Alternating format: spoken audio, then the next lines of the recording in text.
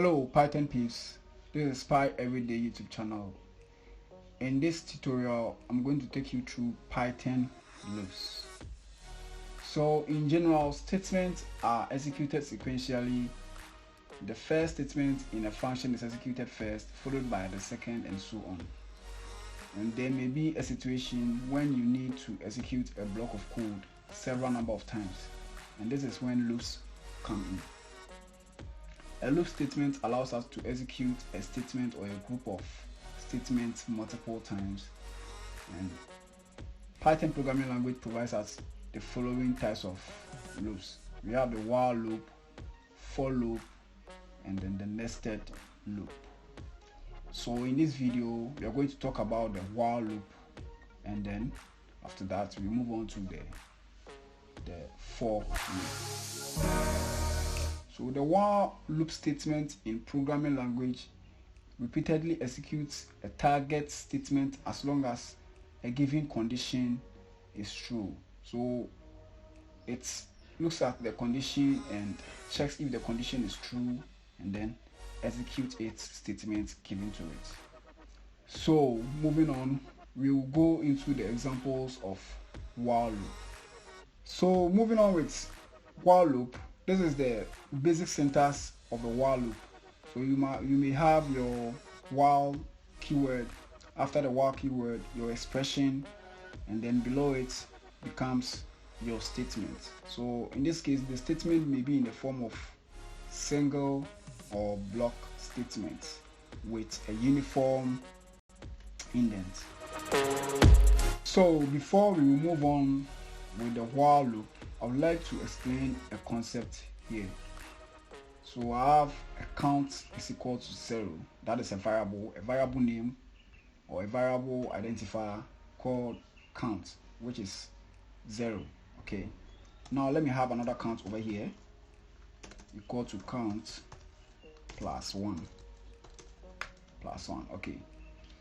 So what this means is that this count represents this count.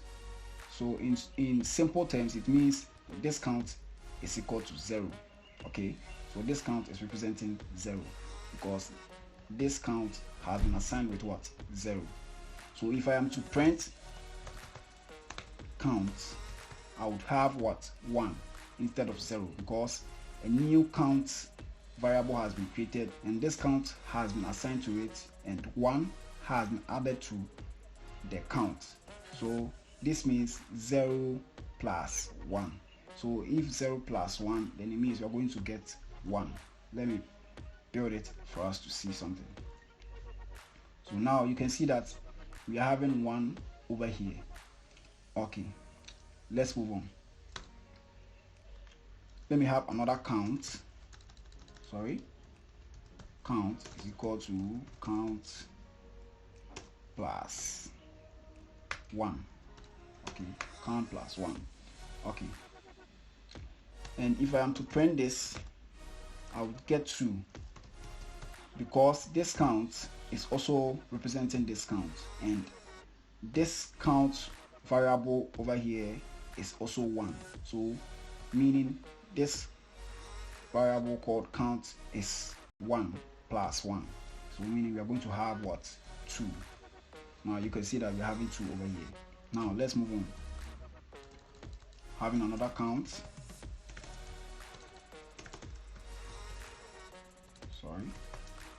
Plus, okay, let's see, 3.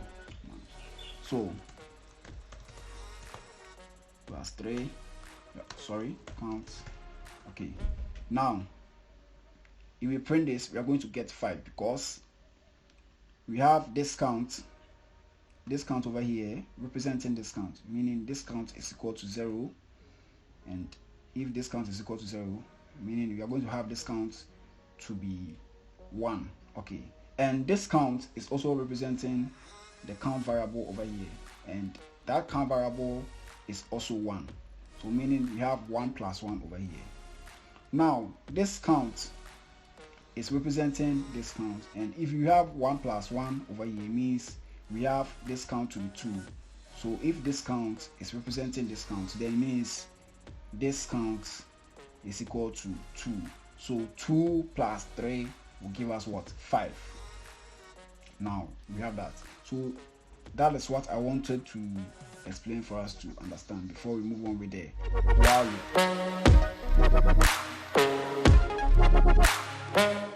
So we are going to solve our first example in while loop. Okay, so before that I will assign 0 to count and then bring my while keyword.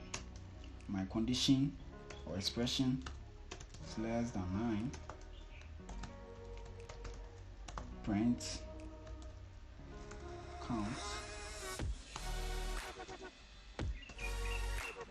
count and then count. Okay, so after this I'll say count is equal to count plus 1. Okay, the reason for doing this is that I'm going to increment this count by 1. Okay, so this is incrementing this count by 1. Okay, so